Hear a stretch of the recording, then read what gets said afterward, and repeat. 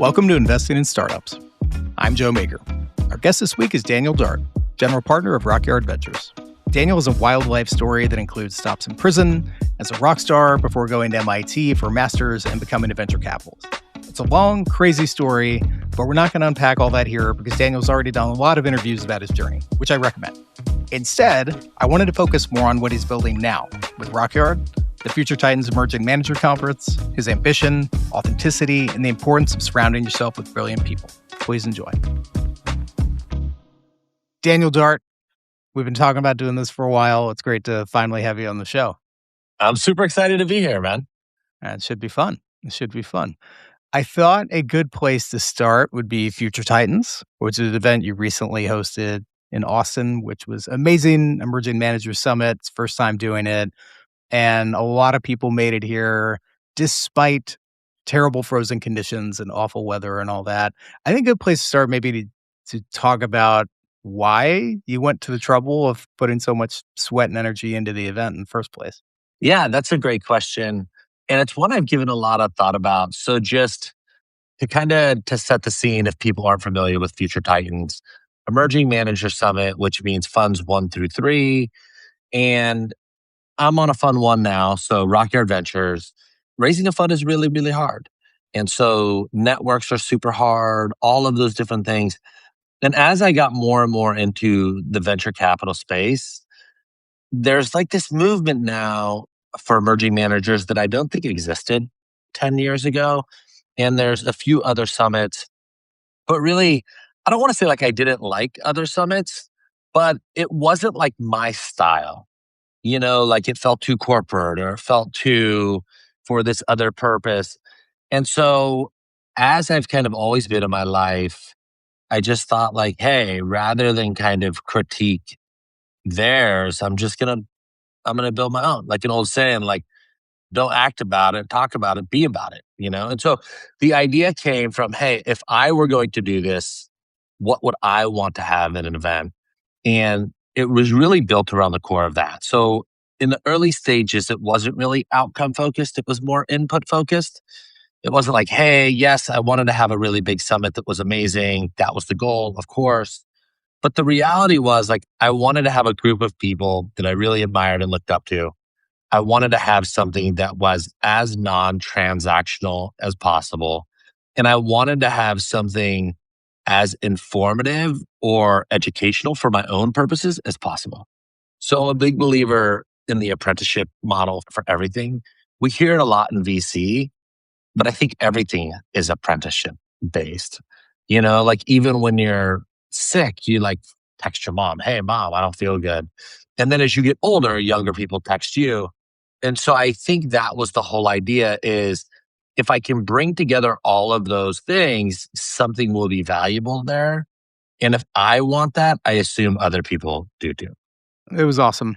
And I met a lot of great people and really enjoyed it. GPs, LPs. I think on your point on trying to keep it non-transactional and authentic and approachable, you were very firm on no name tags. Can you talk about the no name tag policy?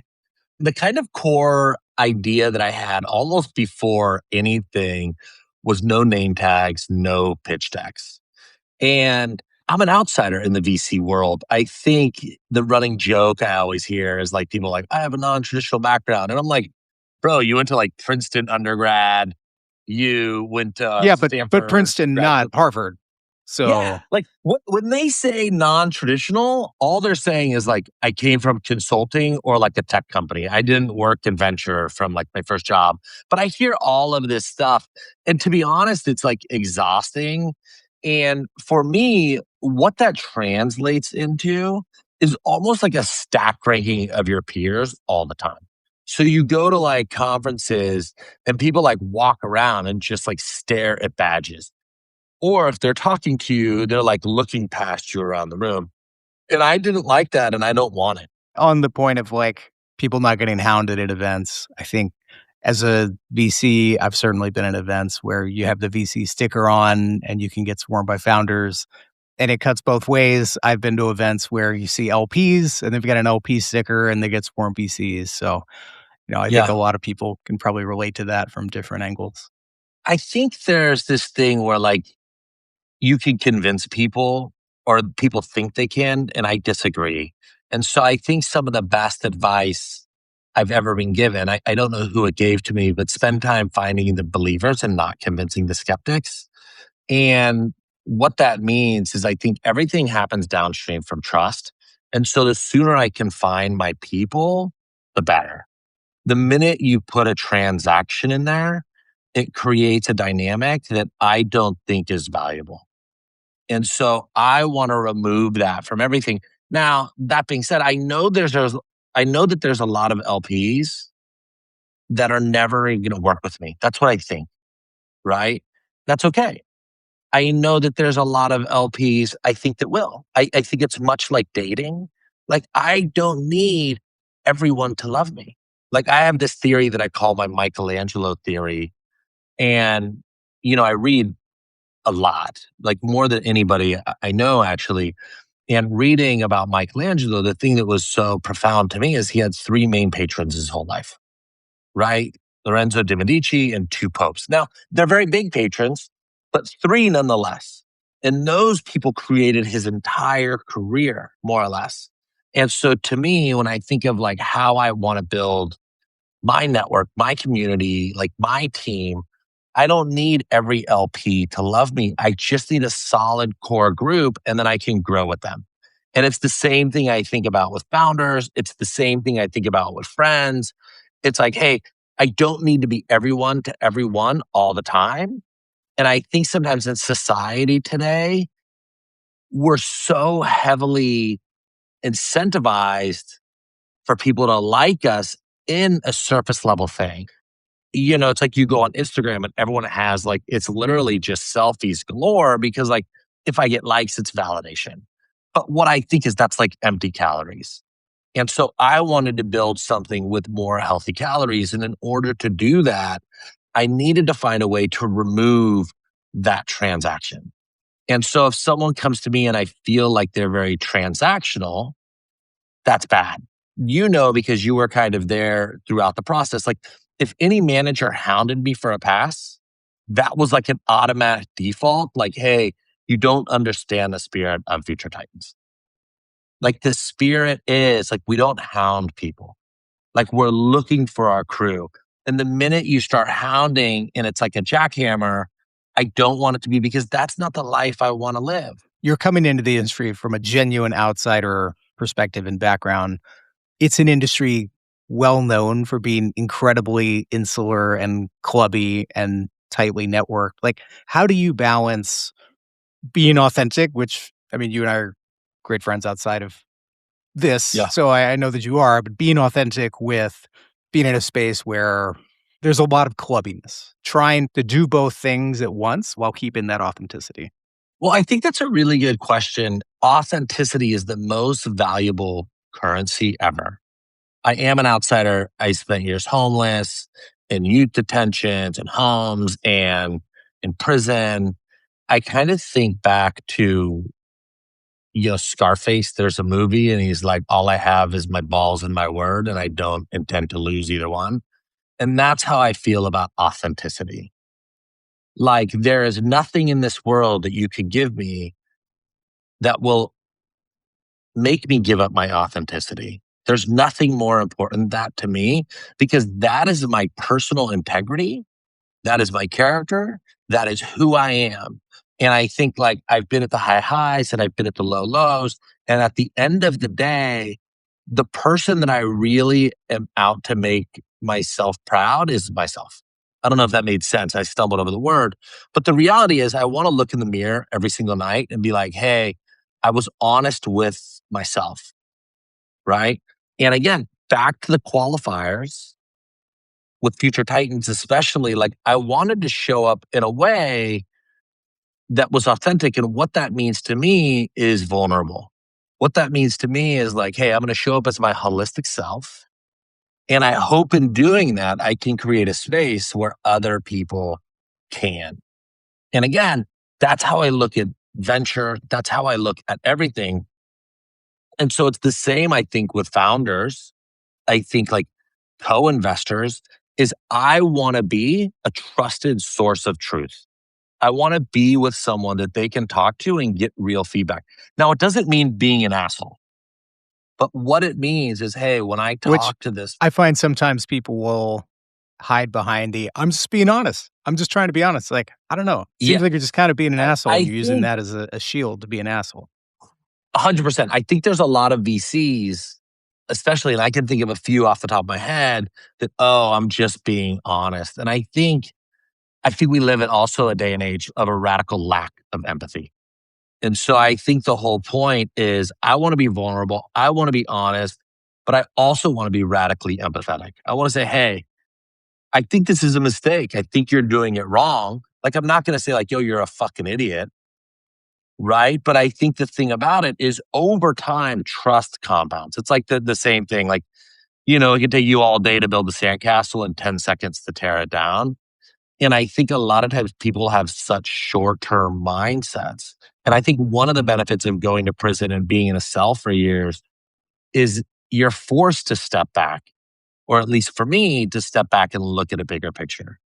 And so when I think of Rocket Adventures, when I think of investing, when I think of learning, when I think of future Titans, I'm always trying to think of like, hey, how can I put myself in positions for asymmetric upside?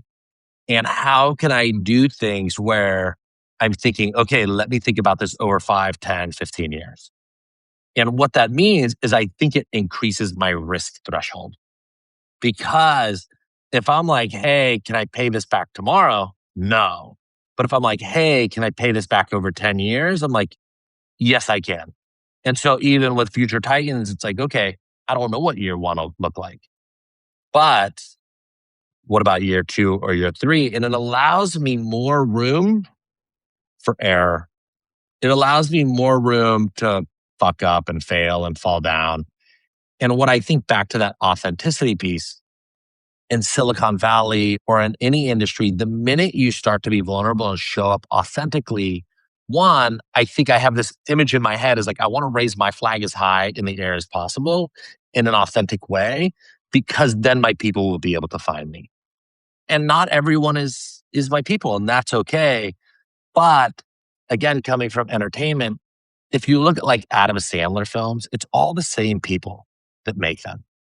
If you look at Wes Anderson films, it's all the same people that make them.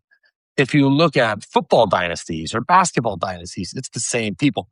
What I'm trying to do is over the course of my career, find that group of people.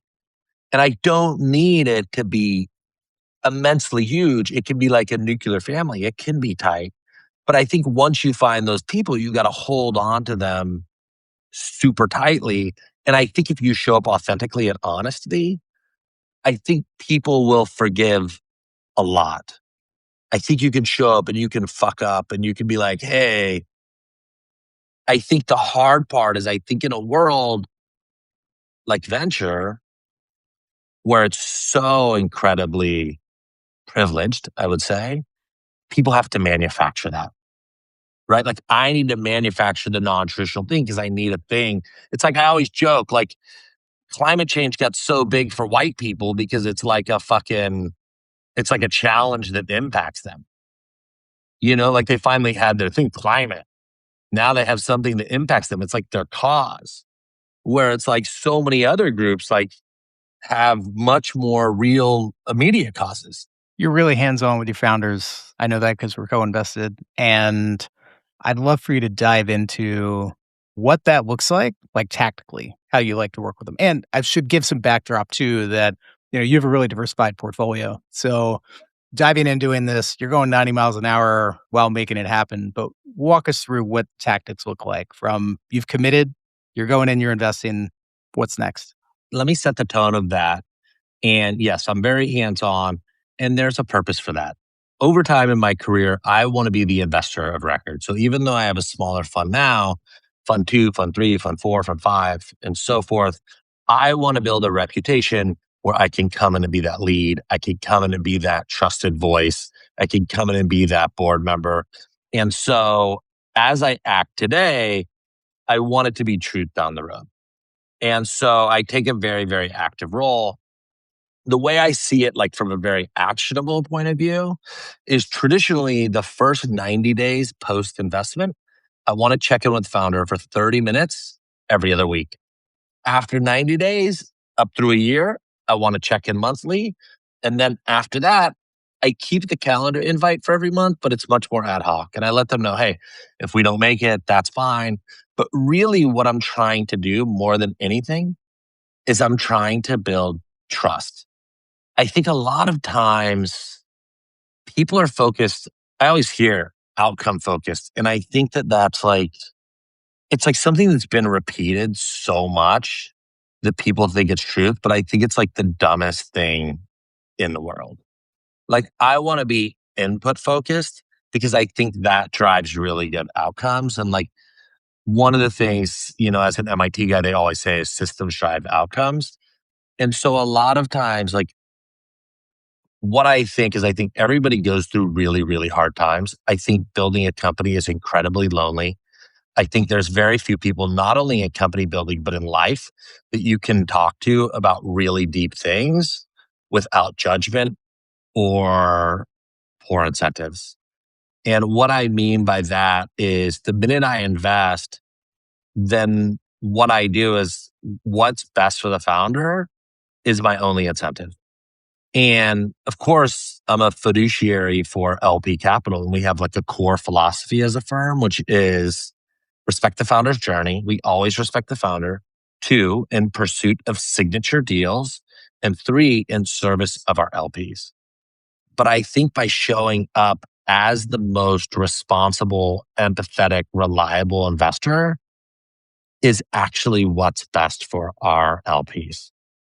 Because the LPs I'm working with, just like Michelangelo, I'm thinking about what's best for them, not only just in one fund, but over the course of 5 funds or 10 funds. And what I would say, it's almost like being a parent or a partner.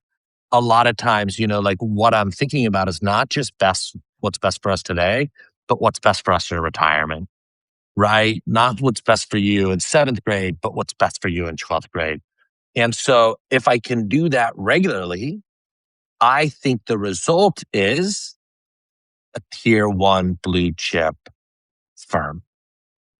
And I believe that fully. And so I spend a lot of time with them. I think that starting a company, because it happens so much, we've glossed over how hard it is, how courageous it is. I think it's absolutely terrifying as someone like myself that for most of my life felt like I had absolutely no safety net. The ability to fail was just not there. And so I want to show up sharing that same empathy with people. And then also for very purely purposes, like it's just an amazing journey. I want to be part of it, whether it wins or loses. I remember the first time I made an angel investment and it went to 0, right? And the founder, hey, can I get a few minutes of your time? And I knew, right? It had been on the rocks for a while. And I remember just speaking to her and just being like, dude, just thank you so much for allowing me a part of the journey. I don't know. I want to be someone that mattered to people. Like, I want people to look at me and I want the story to be like, hey, he was a really good person. Like, that's my goal. Like, that I want to be my legacy. And it doesn't have to be like, it doesn't mean I have to have a monument, but I want to be someone in that founder journey where it's like, hey, that person mattered. I want to come back to the ambition piece and the tier 1 piece, but I do have to say on the process and systems driving outcomes, like completely agree. I have a t-shirt, trust the process, and good process drives good outcomes. I had this exact conversation at home today talking to Jack about a soccer game. So soccer tends to be a low scoring sport, and you can have a lot of variance where you can actually outplay the other team as far as control the ball more, take higher quality shots, fewer turnovers, and still sometimes lose because it's a low scoring game. And so after his game, he was really upset. They lost. He's like, well, we lost like 4-2, and 3 of their goals were just really, really fluky. And he went on to, expound on all the reasons these goals were really fluky. I'm like, okay, but Were you guys controlling the ball well? Yeah.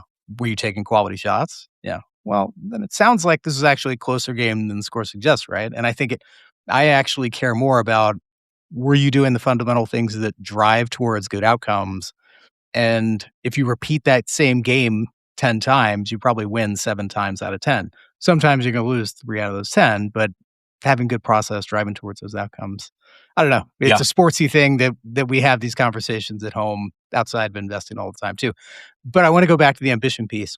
And something I like about you is you're very open about wanting to build something big and something great and not having, I don't know, false modesty around it. Can we talk about how the long-term vision fits with, like, today, your solo GP? How do you envision getting to tier 1 status? Or what does tier 1 status mean to you? Might be another way to put it, because I know there are plenty of conventional ways we think of it, and, we'd all think of the same list of tier 1 firms, but what is, like, in your eyes, a Rockyard tier 1? What does that look like? Yeah, I think that's a really good question. And I think the reality is there is no answer. I think it's like we talk about finite games and infinite games. I think the pursuit of tier one status is much more of a infinite game. To me, it's really meaning in pursuit of the best that I'm able to do. I think going back to sometimes you can do everything right and still lose. I think about that a lot, especially in venture, because a lot of times there's people that raise much bigger funds who are not better, right? I think about recently this idea of meritocracy in the Valley and, oh, based on merit, based on merit, based on merit. As someone who's an outsider, I hear that argument. It makes me laugh, right? Like, cause I'm like, yo, you actually don't want merit. Like, if you want merit, like, let's do 100% wealth tax and let your kids fight for themselves. Like, you don't want that. Like, you only want it when it impacts you negatively. And I think much of that is the same in venture. I think if we look at Sequoia, right? And I think it's one of the best firms today. There's not a single person at that firm that founded it. Okay. So their journey and their approach is different than mine. And I'm not trying to knock them and say that they're not like the pinnacle of what I want to be. But the reality is it's a completely different situation. Okay. And so for me, being in pursuit of building a tier one is over time in the spaces that I'm investing in, do I have the potential to be in the conversation for every deal that happens in the space in my stage? That's the goal I want. Right now, it's broadly touching the physical and industrial world and like critical foundational industries. And that means if something gets done in supply chain or manufacturing or potentially like pharma, healthcare soon, or like those things, am I participating in that conversation? And right now, I think no, I'm not, right? Like there's a lot of things that get past me. And I'm hoping as I get bigger, that doesn't happen.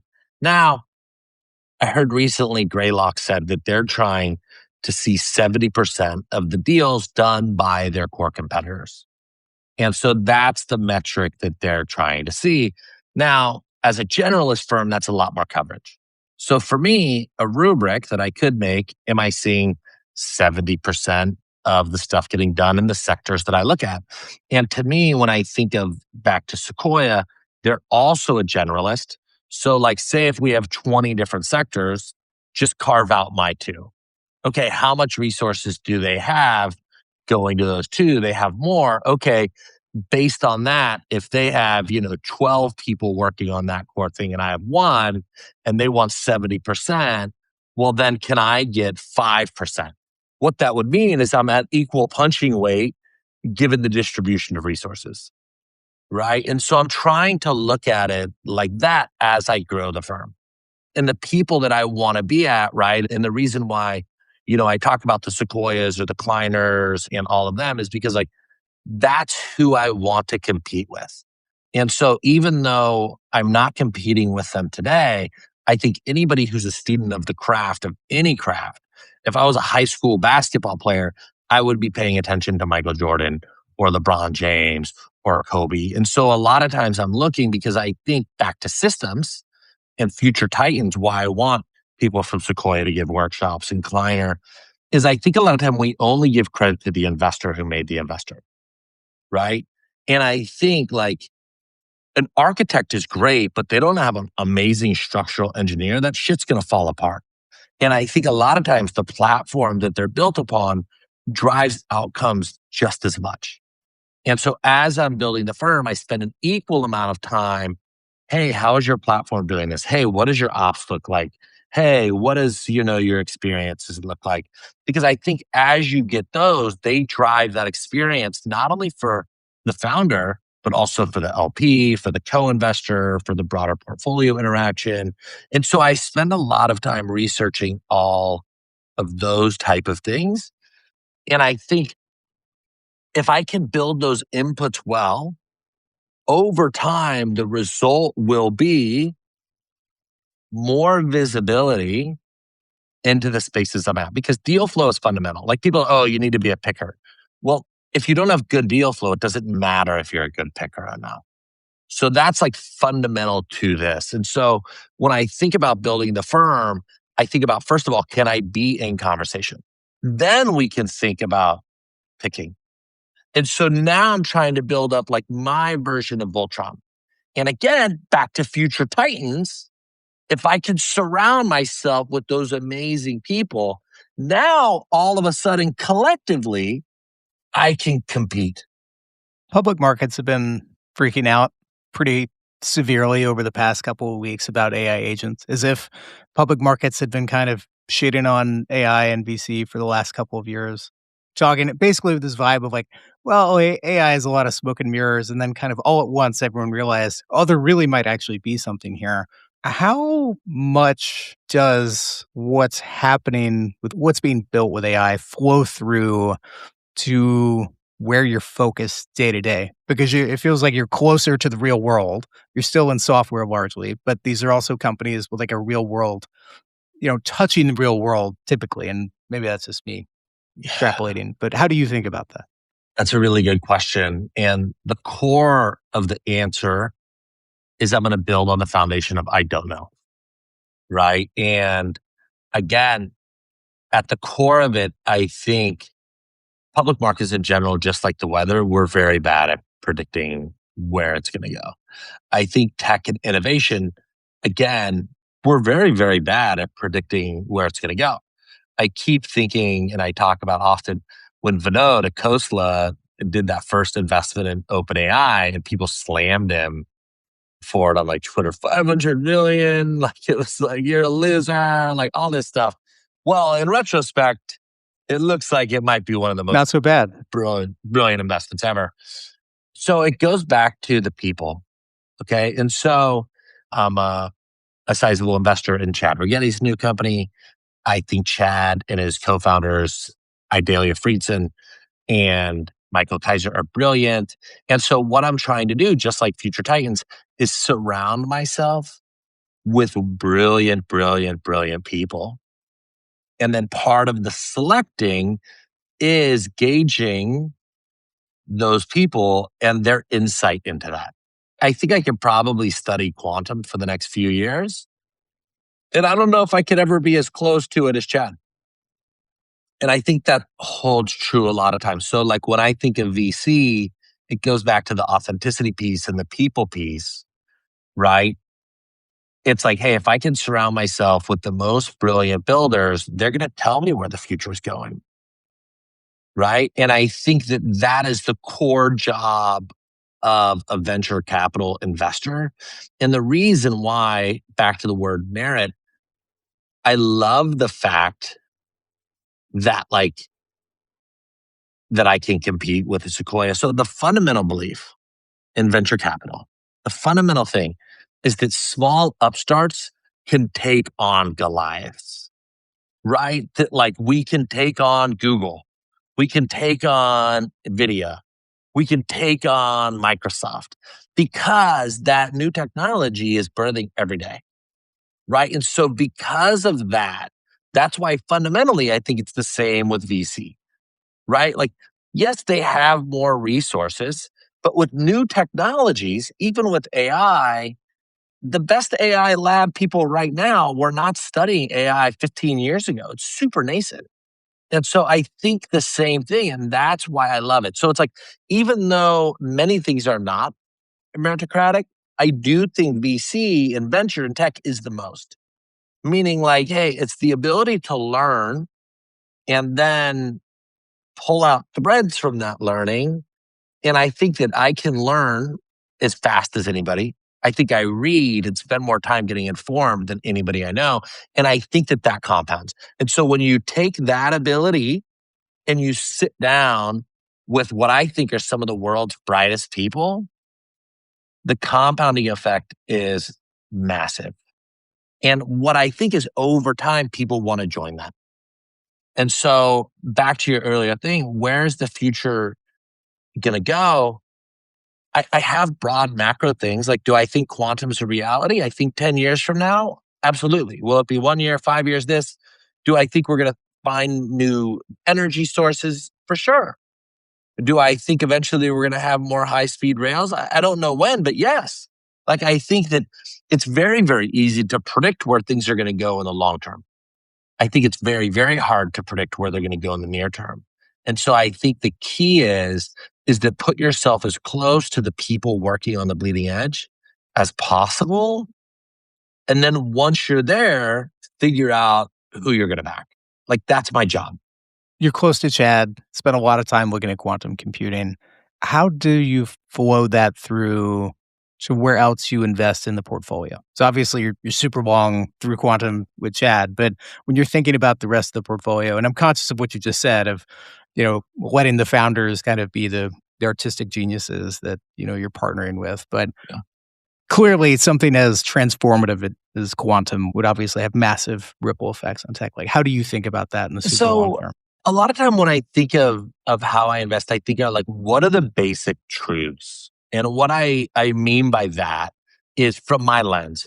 And so I think of certain things and like what I call it, what internally is I call it the physics of anything. And so another way of saying that is constraints. The example I like to use is if I build a car and it's the fastest car, the best handling car, but it's 20 feet wide, well, it doesn't work within the physics or constraints of modern roads and infrastructure. And so I think in everything, we have physics or constraints. Now, when new technology comes to play, it changes those constraints, it changes those physics. And what does that mean? And so I think quantum will be one of those things that will change physics and constraints.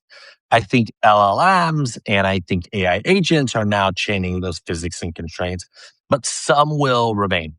So I just did my first investment in a company within the pharma and compliance and governance space, which has a lot to do with me with supply chain, right? And you think pharma and this, but the ability to move data in different places and regulated kind of drugs or pharmaceuticals or even records. Well, now that we have LLMs, and that's going to change the way we look at data pools, like fully, right? Because we have HIPAA. So it's like, yeah, we can't just upload everything because we don't really know how neural networks work. And so to me, therein lies an opportunity. What will it look like in 10 years? I actually don't know, but I know that we're going to have to radically shift what we're doing today, right? You and I have an investment in cyber. And I think the thing I get asked about with quantum all the time, almost more than anything, is what does it do with passwords, right? Like, it'll be able to break passwords, it'll be able to break blockchain. And to some extent, that's true, right? So, like, if I believe quantum is going to happen, well, now cyber is something we have to look at because if we have one, we must address the other. And I do a lot of work in supply chain. I advise a large multinational corporation. And as I got to know them more, one of the things that came up, actually, the thing that came up more than anything was cyber. Like, it wasn't like, yeah, we want to automate the back office, which is what you would think about. But it was like, hey, we operate in this. We move stuff on all the time. We like worry about fraud. We worry about like we got people hitting us from ever. And so a lot of times, like I'm just following the daisy chain of where I think the future is going to go. And then once I have, I think Greylock calls it the informed mindset or whatever. Once I have that, then what I'm doing is I'm working backwards and saying, hey, where do I think it's going to go? And again, I think it's really easy to predict in broad terms. I think in very near terms, what I'm trying to do is find the best players at the moment. Meaning, like, hey, I'm trying to field a football team. And when I say football, I mean soccer. And okay, who is the best fullback available right now for the team I'm trying to build, given the landscape as it stands today? And that over time, I think leads to the best outcomes. I heard recently, or actually, I've heard numerous times that like you shouldn't call investments bets. It makes them think of gambling. And I think that that is just the wrong outlook. I think making a strong bet is the same thing of doing kind of like a risk analysis, upside opportunity analysis, and those type of things. And I think that venture is an upside capture business, not a risk mitigation business. And I think for a lot of people early on, that's hard to fathom. Like that's not, you think of prospect theory, that's not how our brains inherently operate. And so sometimes like I'll joke, I'm like, I'm making this investment. I think it's wreckers or checkers. And that's like an old NASCAR term, which I'm a big fan of. But it's like either they're going home with the wrecker, they crashed out, or they're going to win the race. Like I think the outcome here is very binary. But what I think is if the outcome set is big enough and we run it, like in theory, like a Monte Carlo simulation, that's going to lead to very high multiples. Yeah. I think a lot of Fund 1 managers too, they're more concerned about maybe not more concerned, they're very concerned about staying in business long enough to get a Fund 2 off the ground. And so they have this concern of, well, I need to protect my downside so that I don't have what's called bottom quartile performance so that I can go out and raise Fund 2. But I think what they overlook is like, well, one of the LPs on the family office panel of Future Titan spoke to this. It's like, well, that's cool and all, but reducing downside isn't what we invest in. We invest in firms that deliver upside. And you do that by investing for upside rather than downside protection.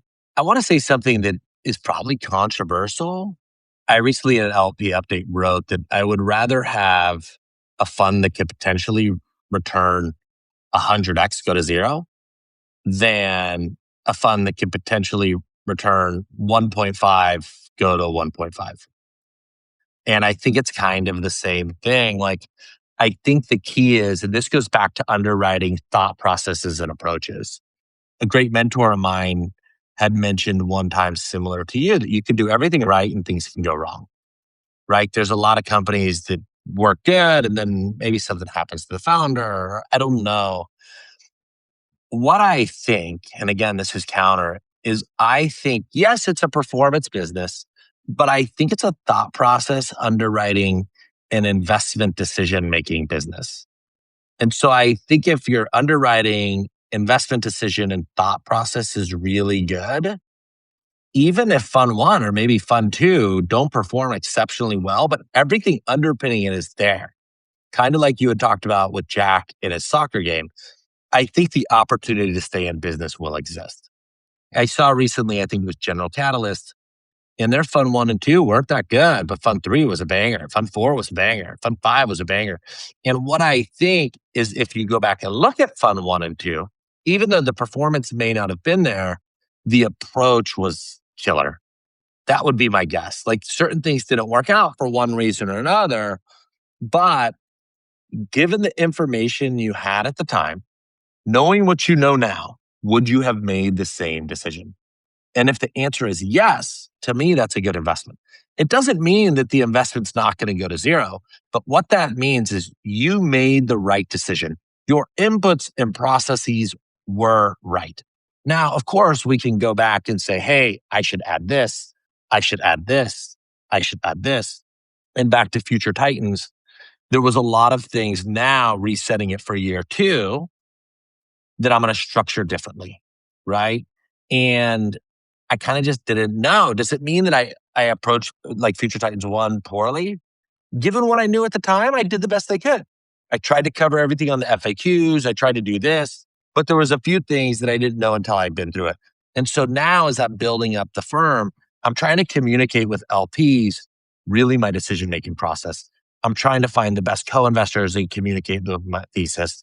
And I think doing that well over time, it allows you to ladder up. And so there's a lot of like big, I would say tier 1 firms that I spend a lot of time with. I think I'm able to spend a lot of time with because I over communicate. I think I put a lot of thought and intention behind my communication. And I think over time, that information provides value. And the best way I think to quantify that is someone said, everyone will take a first call. By call 2, you must provide value. And so what I'm trying to do is provide value across the board, not just returns, but with everything. I think like even Benchmark had that one big, massive fund that didn't do well. But it's Benchmark. I mean, they might be the best to ever do it. And so the idea that everyone needs to bat 1,000 or you're a failure is it's just not true. You've been hosting your own podcast, The Dartboard, for a while now. What is your favorite question to ask guests? Oh, man. The favorite question, I think, there's a few of them. I really love to ask really successful venture investors. If you were investing in Rockyard as a seed investor and you were my first board member, what would you want me to do in my first 90 days? I said life is an apprenticeship business. It's a mentor business. I think the best mentors are able to frame things in a tactical way because through tactics, we can build repeatability. And so a lot of times when I'm meeting people that I look up to, I'm trying to understand tactics. And so I find that question, because I'm asking for a deliverable, it forces them to speak in a way that is tactical, right? It's the same thing like, hey, what do I do with onboarding portfolio companies? I'm like, hey, every other week, da-da-da, da-da-da. It's like, that's an action. And then over time, I can restructure it based on the results that I get. And so I love asking that. I always ask people, what's your best advice? What's something hard you went through? I really love those because it's the complete opposite. And a lot of times I'm framing those questions in order to understand someone's North Star and where they fit on the spectrum of similarity of perspectives. And I think that's really important to finding our tribe.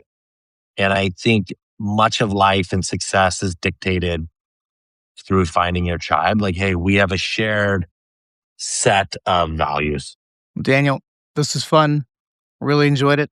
Appreciate your taking the time. Thank you so much for having me. One of these days, you're going to have to come on mine. Will do. Thanks for listening to the show. We really appreciate the support and would love it if you'd subscribe to the podcast on iTunes, Spotify, or your preferred podcast platform. One more thing. Investing in startups does not have sponsors, but I want to give a shout out to one of our portfolio companies, Atrios. Atrios enables companies to get warm introductions to potential customers and rewards the connectors who make those introductions. A study by Nielsen showed that referred customers are 4 times more likely to buy a product when referred by a friend. And I'd bet that goes even higher as AI slop starts to pile up in our inboxes. If you'd like to get warm introductions to customers or get paid to make warm introductions to your network, visit atrios.com to learn more. That's atrios.com. Thanks for listening. Joe Mager is the founder and managing partner of Seaplane Ventures. The content here is for informational purposes only and should not be construed as investment, legal, or tax advice. The opinions expressed by guests are their own and do not reflect the views of Seaplane Ventures. Our host, guests, and clients may hold investments discussed in this podcast. Please invest responsibly.